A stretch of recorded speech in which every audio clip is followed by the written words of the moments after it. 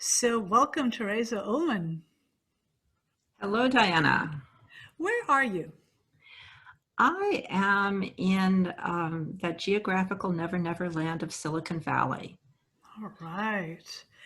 And with our podcast, what we're really focused on is the idea that everyone is creative and that you can be creative at any time, any place, any age.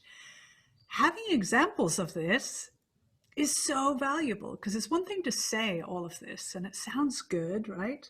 But what does it look like in real life?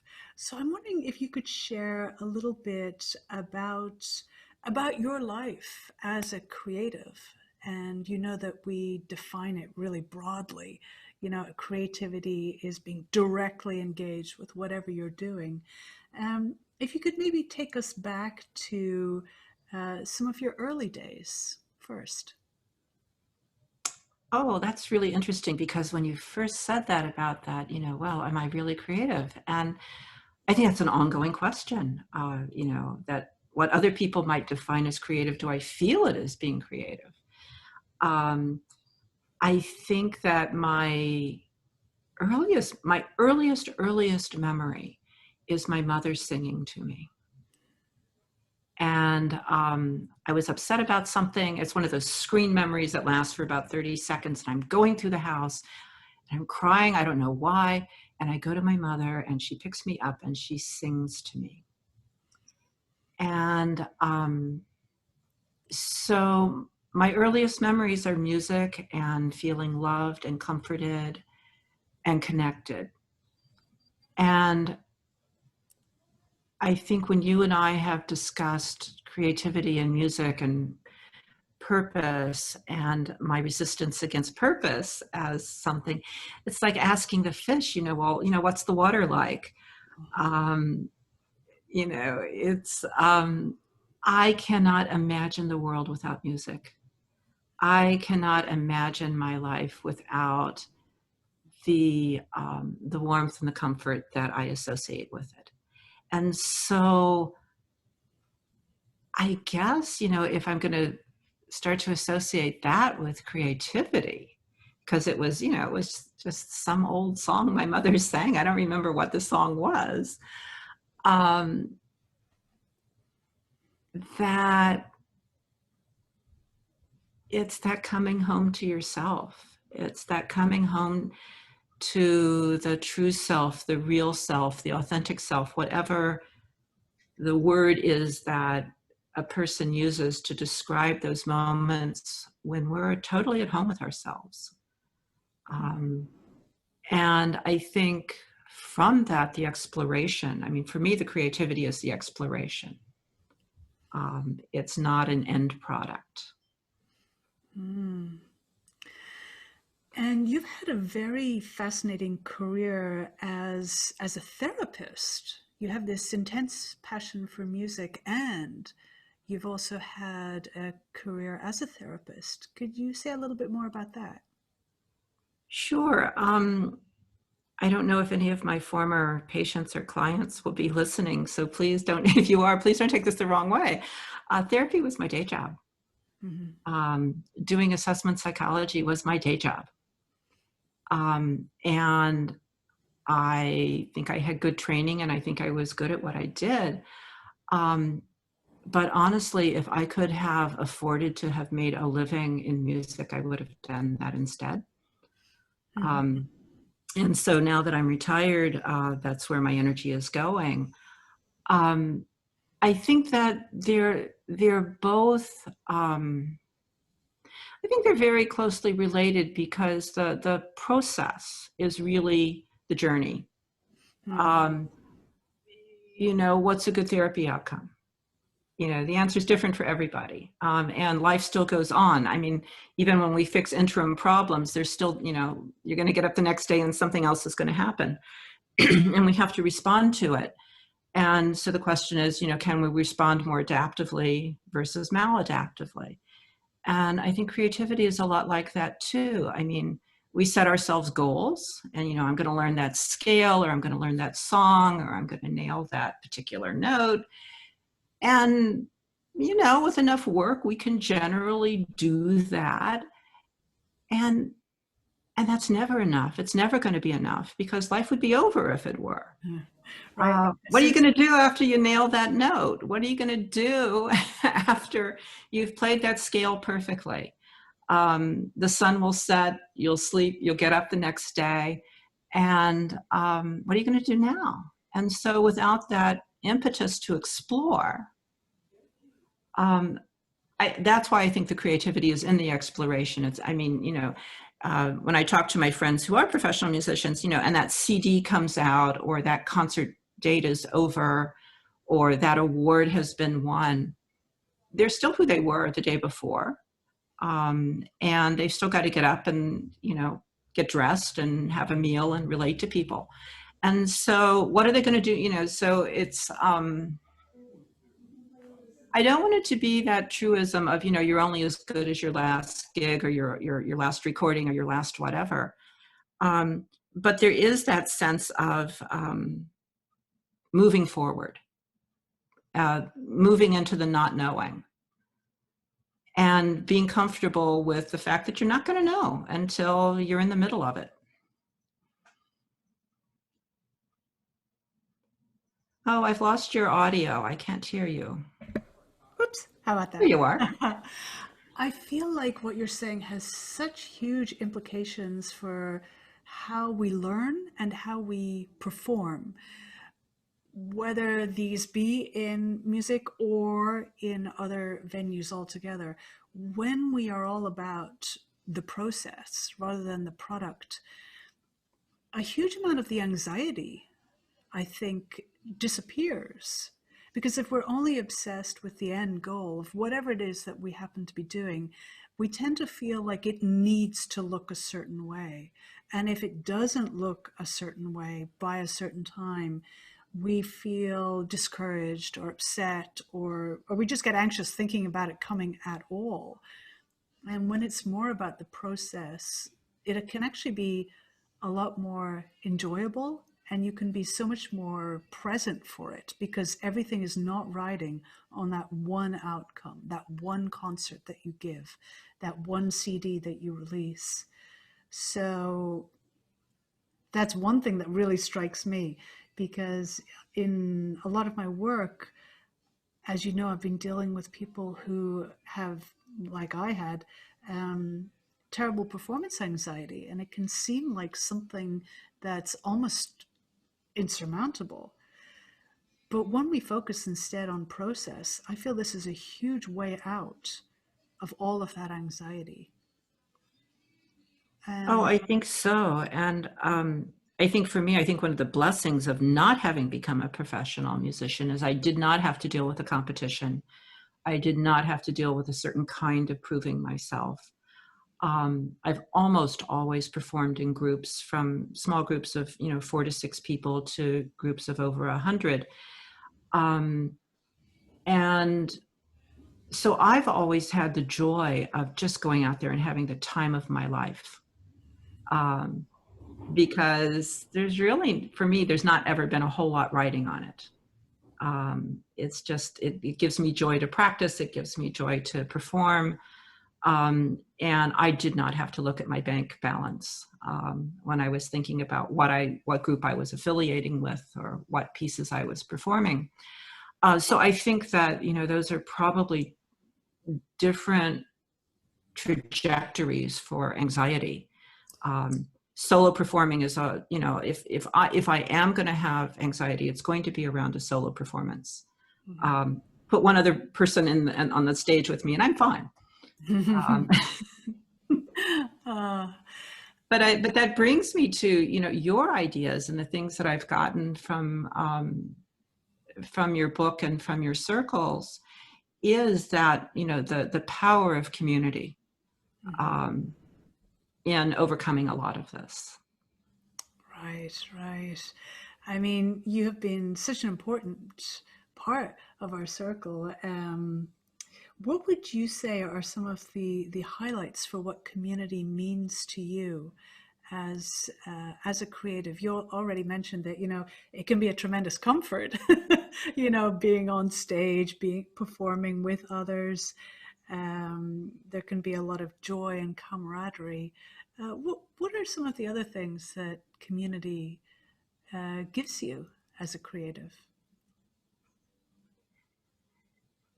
I'm from a family on both sides with lots of cousins. My immediate family, there were just myself and my brother, but lots and lots and lots of cousins, and very lateral family structure where the aunties and uncles were just as likely to tell you that you had stepped over a line as your own parents were, and cousins in my age range who functioned as brothers and sisters, and so I have sort of a blob mentality of a lot of lateral relationships, not so many hierarchical relationships, and so I think that, again, growing up with that and spending time in rural areas where going into town was not an option, and television reception didn't really exist, radio reception barely existed. That notion that, we are, you got to dance with them that brought you, and that kind of community support, and the recognition of all of the individual personalities and all the individual agendas. And somehow, even if we don't always approve of the other person's personality or agenda, that we've all got to find a way to get along. And when we have a common musical purpose, a concert or a piece or a project, or giving a lesson or taking a lesson, that we have to find ways to adjust. And that's part of it, again, how we discover who we are and where our boundaries are and where the other person's boundaries are. And sometimes that's a pleasant experience, and sometimes it's a challenging experience. And that when there's this common agreement to take the high road, and to find ways to make it work that leaves everybody's dignity intact, a lot of amazing things happen that you couldn't otherwise imagine. Mm-hmm. I think we've often had the idea of, the solo artist, whether that's a painter or sculptor, musician, poet, um, alone. And it's as if they are creating in some kind of vacuum and getting all their inspiration directly downloaded from some mysterious source. And I'm always interested in reading biographies of great past artists because, I want to see how they did it. And invariably, they were in a community of some sort. I mean, it's like a myth that there's the isolated artist. In fact, they were in a community of people who were understanding or at least supporting what they were doing.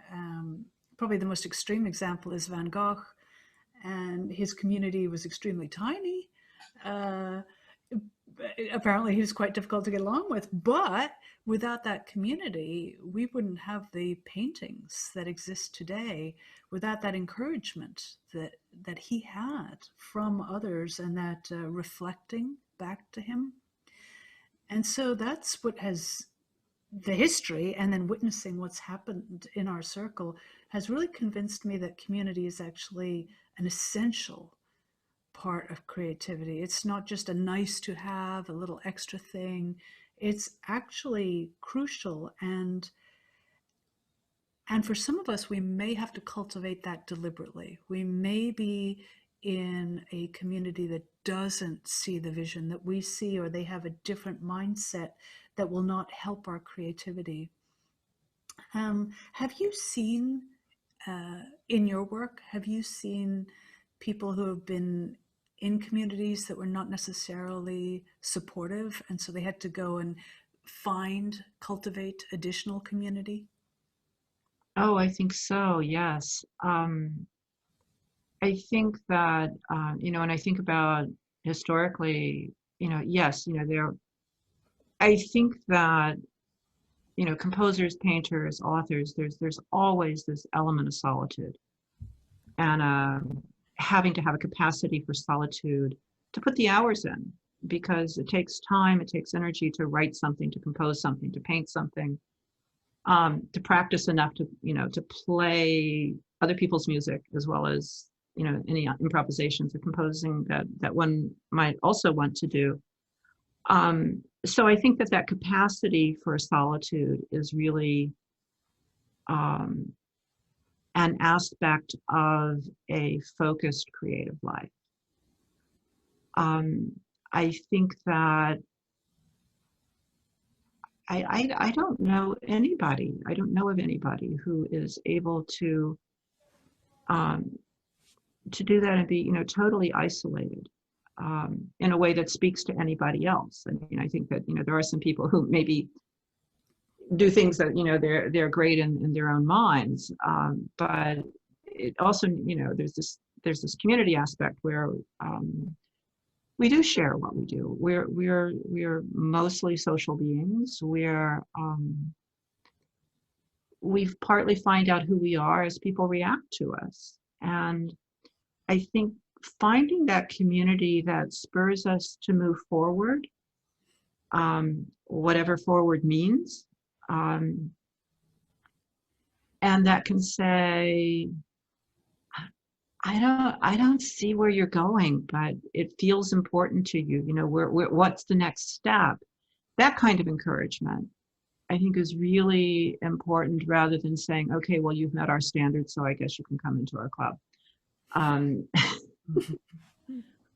think even things that are perceived that way from the outside, I think there's still a lot of creativity going on inside, that may be more subtle than. I think sometimes people reach a level of artistry that where the incremental differences may be difficult to perceive by people who aren't also functioning at that level. But I think that a supportive community that says, yeah, you go, you be you. Hey, if that's where you're going, maybe you might want to talk to so-and-so, because they may have something to add to that, whether it's technique or whether it's an idea. But none of us somebody taught us how to read and write. Somebody taught us how to play an instrument. None of this happens without community. Mm-hmm. I love how you're pointing out that great dynamic tension between the individual and the community. We do want to be a strong individual and be aware of our purpose, centered in our purpose, living from that. And that does not take away from being also in a community. I think sometimes people might get afraid, though, if I'm in a community, I'll get kind of subsumed into that community and my individualism will disappear.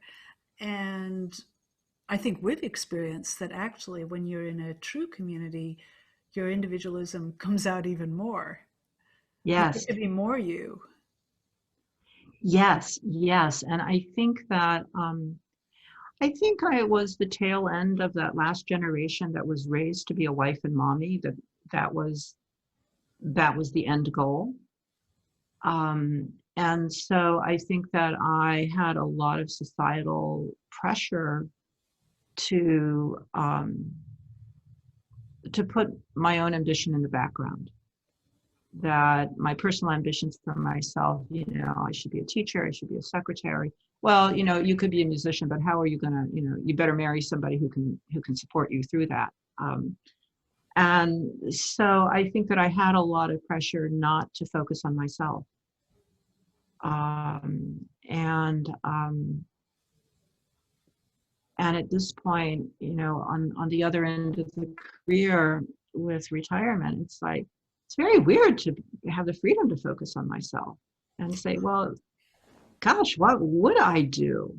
And looking back at all of those incremental decisions that I've made to affiliate with this type of music or that type of music or genre, or to take lessons in this, or to not play music for a while and go write or go paint.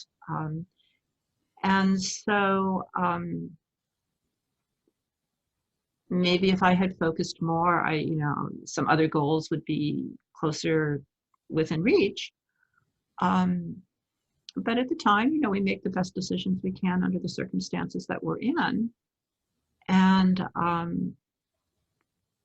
now to have the luxury to integrate all of that and see where it's heading next is a real luxury, especially in the current circumstances. Mm-hmm. We're in the height of COVID right now. When you retired and you realized that you could focus on your music, what kind of emotions came up for you at that time, if you wouldn't mind sharing? You spend a lot of time going, well, if it weren't for this, or if it weren't for that, fill in the blank, then I could, and then fill in the different blank.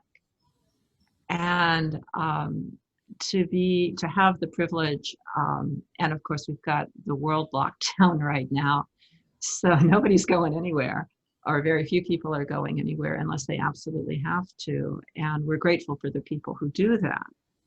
But my job is to stay home now. And so I went through a flurry of practicing, very, very joyfully disciplined in doing that. And now I'm in sort of a step back and reassess moment of, okay, I've got a good read on where everything is, because I play several instruments,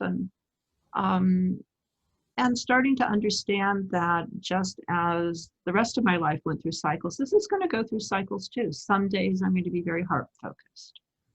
Some days I'm going to be very cello focused or fiddle focused. And that's okay. I do not have to buy into this notion of you got to choose one thing and you've got to reach a certain level of excellence at that, or it's meaningless. I think that's the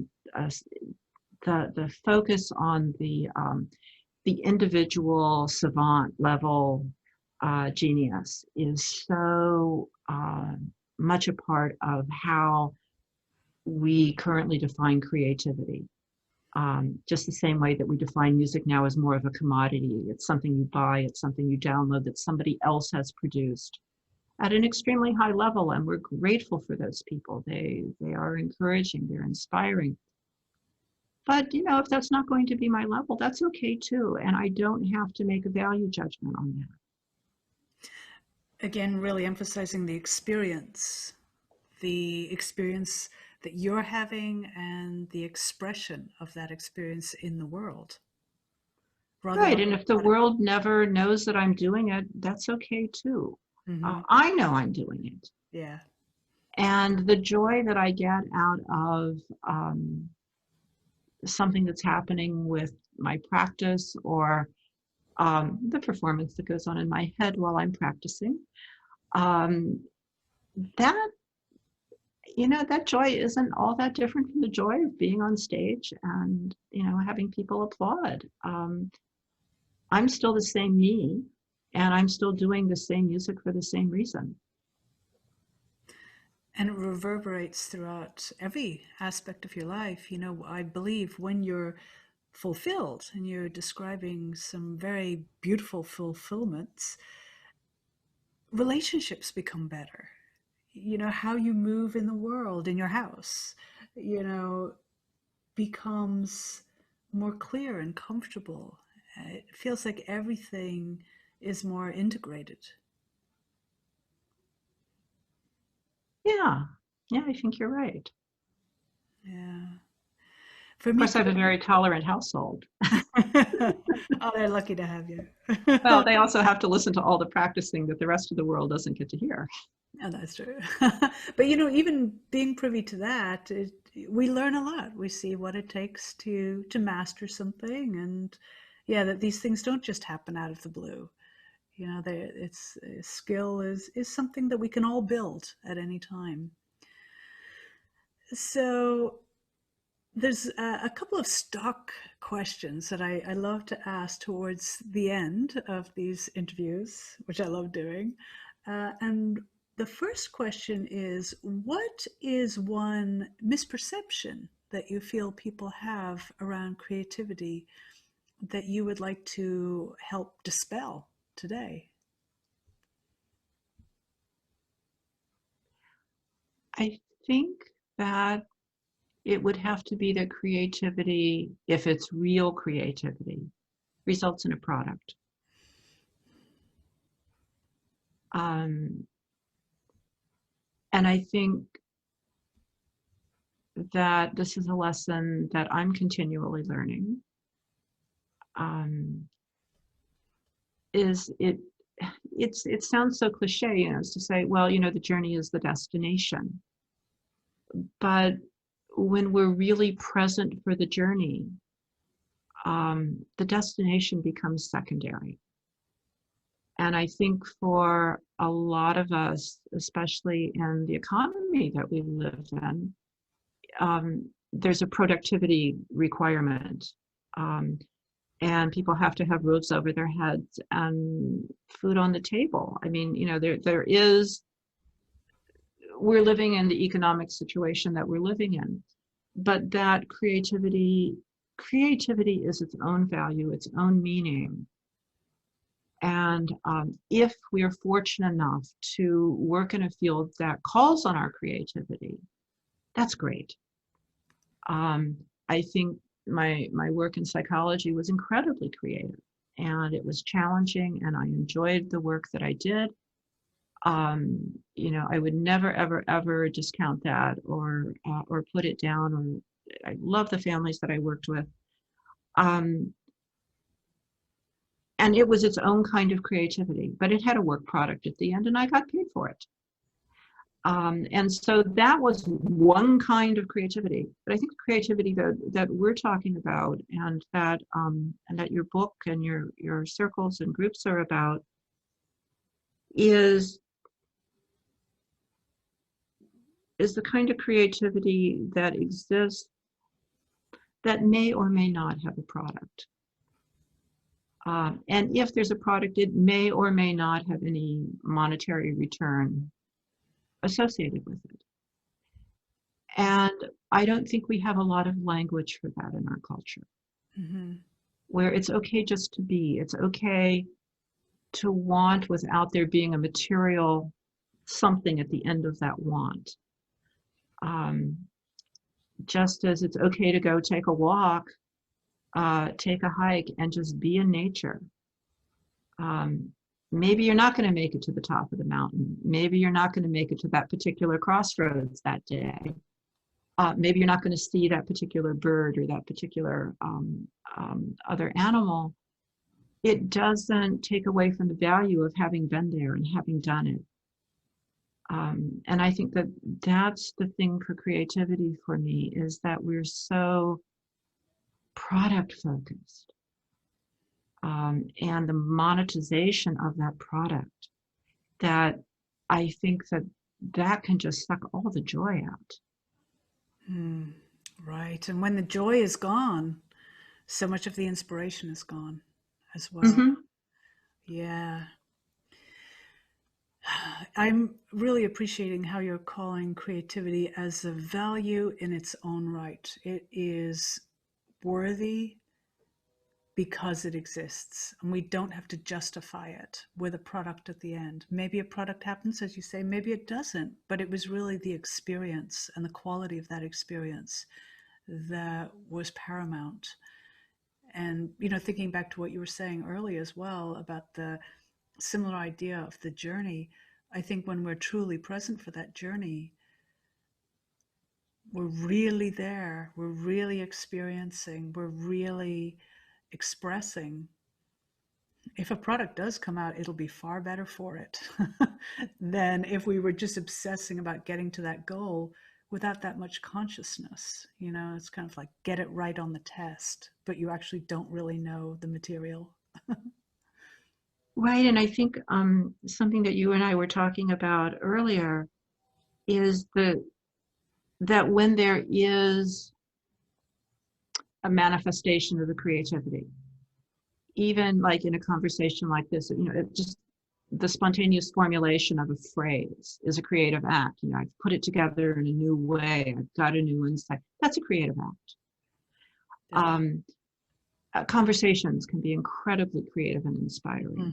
Yes. But you were talking about listening to a performance or a practice session, or even a phrase within a practice session, and that moment where it hits you, or reading a phrase in a book or a line of poetry, and something comes alive inside the recipient that says, that's real, that's true, that wakes me up. And there's that shared focus, that shared vision, that shared realization, that believability.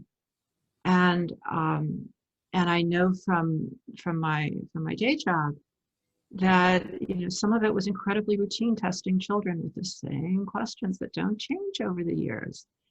And some of these little tiny people who would formulate answers or physical gestures as responses, and they just completely blew me away because they were so present, that they were trying so hard to understand what was being asked of them and to give a genuine response. Not for a grade, not for a point, but to be there in that interaction present. That 20, 25 years later, I still remember them like they're happening now because of that genuine being present in the moment. It's an incredibly visceral feeling, isn't it? When that happens, whether it be, in a conversation, in a testing environment, a performance, it affirms our existence, and it says, oh, we're really here. Without a shadow of a doubt, I know we are here right now. And it's almost like, I mean, for me, it is quite a spiritual experience when that happens. It affirms that, oh, yes, we are all connected and we are really here. Yes, and I think that that's the positive aspect of being social beings. Even when our preferred style of connection may vary widely, that there, and even folks who have difficulty with social connection, that for almost all of them, the desire for connection is there. And working to find that place where we can have that shared moment of being seen, being heard, being understood. And that music, especially instrumental music without words, I think it reaches that more transpersonal level of maybe I don't know what images you have in your head while you're performing this music, but it's bringing forth images or feelings, or sometimes with music for me, it's not, I'm not one of those people who visualizes the whole piece of in terms of visual images, but there is this recognition of beauty and presence that is shared, even if we don't have exactly the same perspective or exactly the same intention. And for me, that's the creativity of it. Something new is happening. We're moving towards something, or we're moving away from something towards something else. And that for me is part of the great mystery of music. That even in listening to sounds from cultures where I wouldn't understand the words for yes or no, or the gestures for yes or no may be completely the opposite from what we use, that when given the gift of the sound of the music from that culture, something visceral, something deep comes up, and we respond to it. That it goes beyond language, it goes beyond architecture or style. There, where does that come from? You know, that people can do this. It's a mystical thing. It feels like a direct connection between all of us, and yeah, between source. It's a very, very mysterious thing, and yet so real. I think we've all experienced it. We've all experienced it many times, and I'm struck, in hearing the spaciousness of what you're saying. And when I look back on my days where I was anxious about performing, and so worried about this note, that note, um, how that was really taking me off course from the big picture, which is what you're talking about. It is this generosity of sharing, this is where I am right now, and this is how I understand things right now. And when we're focused in on worrying about this or that note, or saying the right thing, doing the right thing, everything perfectly, uh, we actually take away the possibility of all the things that you're describing. Yes, and it's funny, and in this thesis, antithesis, synthesis approach to it is, and yet there is still the love and the respect for the people who have put the time in to know how to make that note sound that way, and Right. that they know it's going to happen because they've put the time in and the energy to know that that's dependable. And I guess the question is, how do we support that level of beauty and skill without trampling the spirit? Yeah. Yeah. And I absolutely think we can, bringing together skill and magic. We can do it. And in fact, I think in order to bring out that magic inside us, skill is required, and there is going to be that hard work involved, and it can be done without fear. Because earlier, when you were talking about the process, the one thing that stood out for me was focusing on process takes a lot of performance anxiety away. But the second thing that it really brings out for me as well is we tend to learn better. We actually come to a higher level of technique, of artistic insight. We actually become better when we're not afraid. The fear does not help us as a long-term strategy for getting accomplished, for getting skilled. Okay, well now you're going to challenge me to do a psychology geek out here for a moment. Oh yes. I think ultimately you're right, and I think that's what we need to stay focused on. But I think that the research also shows that we tend to recall information more in the state that we learned it in. Mm-hmm. And so, if you're too anxious, you can't really get new information in. But in those in-between states, we don't usually take tests in the situation in which we learn the information. And I think, again, in your writing and speaking about your situation is making the transition from the learning state to the performing state. Yeah. That mastery practice is different from performance practice. And I think that when we talk about learning information for tests or other kinds of performing situations, because testing is indeed a performance, that when we cram stuff to take the SAT or the ACT or whatever the high stakes test is, there's anxiety involved in it because we know there's going to be a judgment and a number at the end of that. And so maybe, if we're learning it in the same relative state of anxiety that we're taking it in, maybe it will be optimal that way. Um, but I think you want to move beyond that to just the kind of ease and joy, instead of how many vocabulary words have I memorized.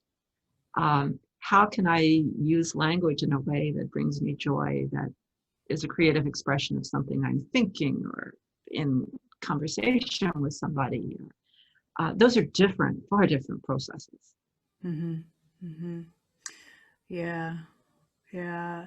You know, when we practice anything, we normalize it, right? We make it just more regular in our lives. And I think even with performance, you can practice it as we've worked together, as you know. Um, and I remember doing, I didn't do ACTs and all those. Is that what they're called? ACT? Well, there's ACT and SAT are Yeah, the two big ones in right. America. So I did O levels and A levels, very ancient stuff, and we would do what were called mock O levels and A levels. So they would pretend that they were giving us the test, and we would go in as if we were doing the test and have to sit down and do it. And I guess, that was definitely a type of performance practice. And the more that you do that, the more skilled you get with it. And I feel like this could happen with almost anything.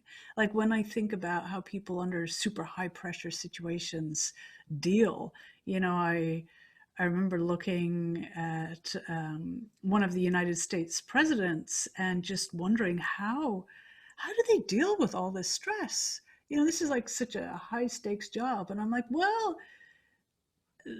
they have been practicing this. They have been doing this so that they're not in a state of terror all the time, like I would be having Oh, to. and they they also have a lot of paid staff And yeah, taking exactly. care of a lot of the details. That's right. They're not worrying what to make for lunch. Uh, yeah. Or who's going to fold the laundry. Right. Right.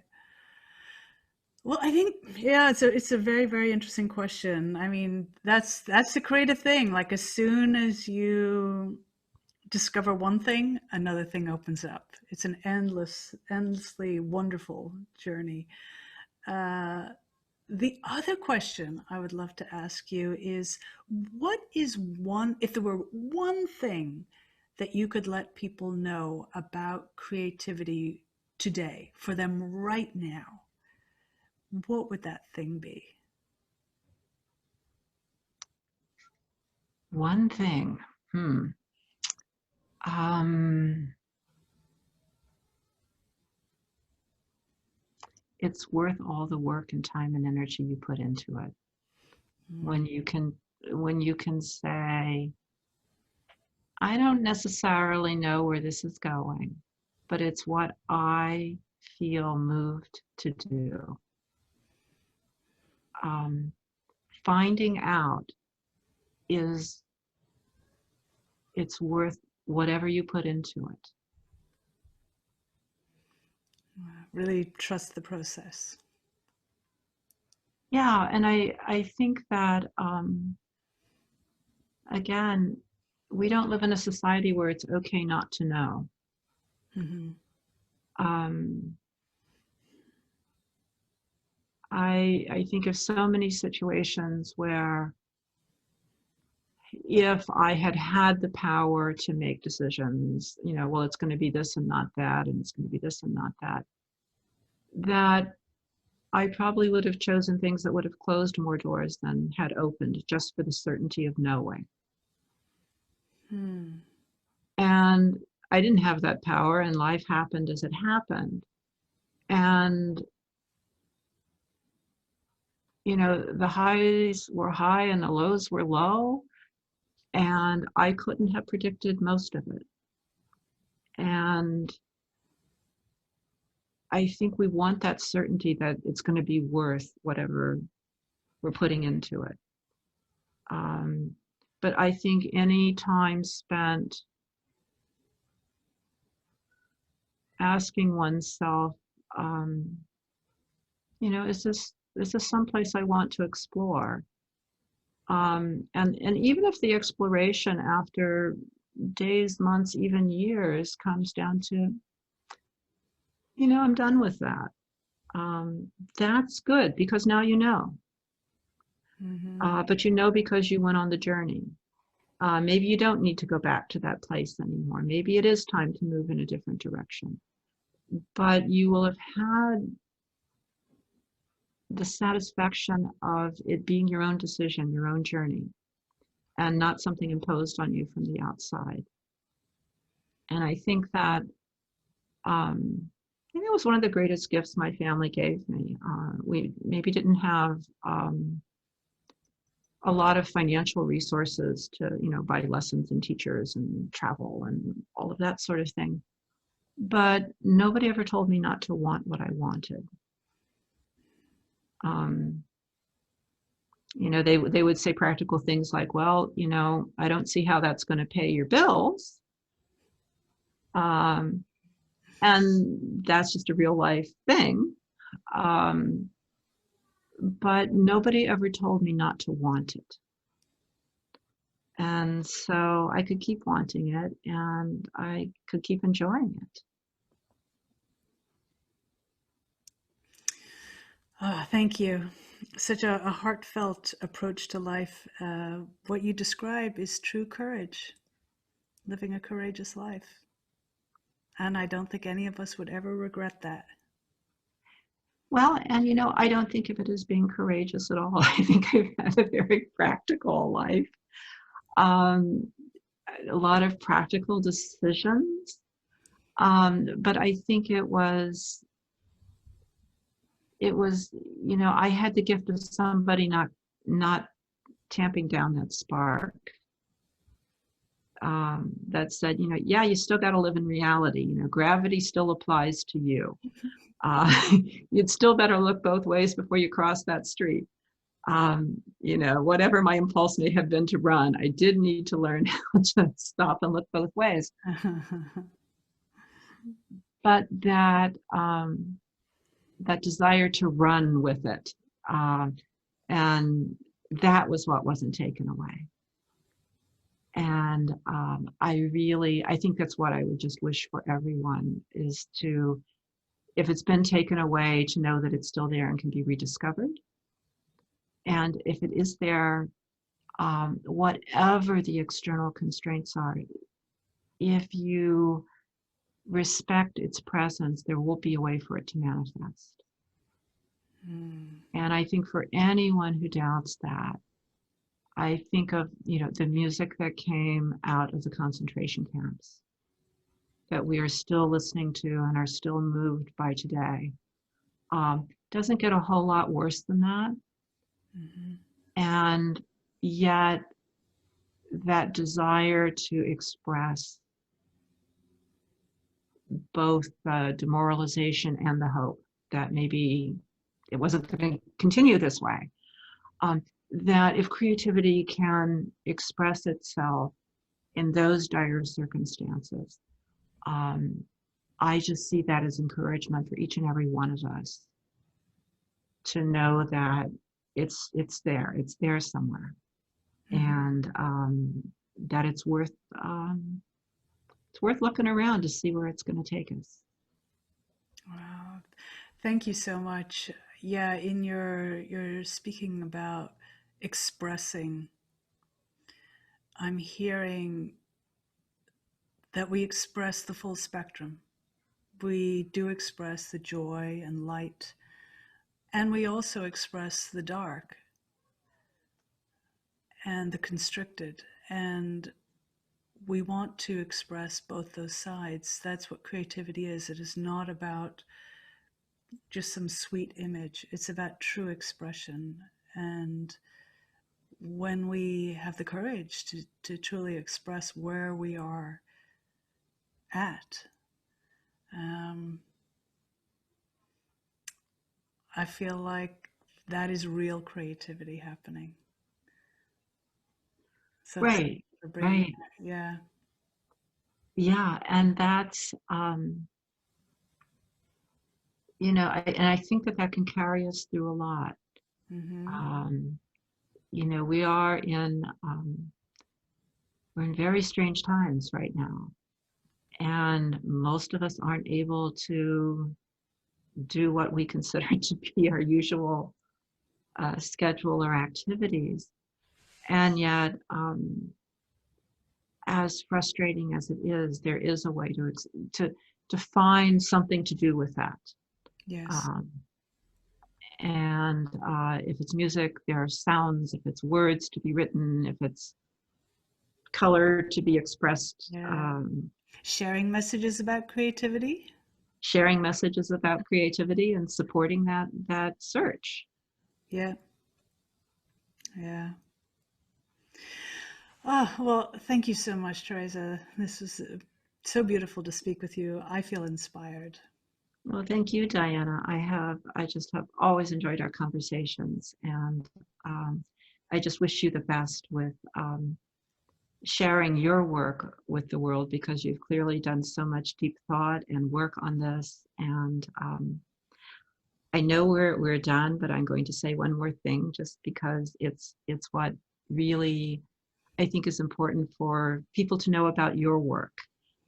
You're so good at focusing on others, and I think the joy for me in working with you and your circle is your deep support for people finding their own paths and their own expression. Um, that your book is not your typical self-help creativity book. Do these three things and you will be creative. Um, and that, to me, was what was so fascinating about seeing the book go through its stages and its manifestation, was that it is a great invitation. If you don't have that community, if you don't have that circle already in your life, if you don't have that group that got together at the coffee shop and supported one another, or the writers group, that your book is that great invitation to explore. And if you don't, um, and throughout the book, it's a great invitation, because you don't say, you got to do this. It's like, try it, see how you feel about it. If it doesn't work, put it down, try something else. But that the support is, again, for the journey. The support is for asking the question and taking time to understand the answer. And what the answer is today may feel different in a week or 6 months from now, but it's exactly that process.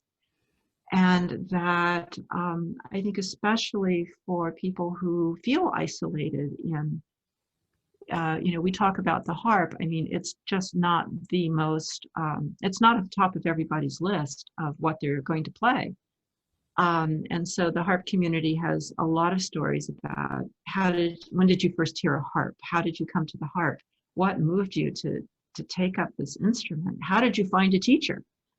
Because harp teachers are not on every corner, and especially before the internet. And so your invitation, your support for that process, it's not about worrying about whether you have performance anxiety or whether you're even ever going to perform. It's, you tell your story not as I did it, so if you do it my way, you'll be fine too.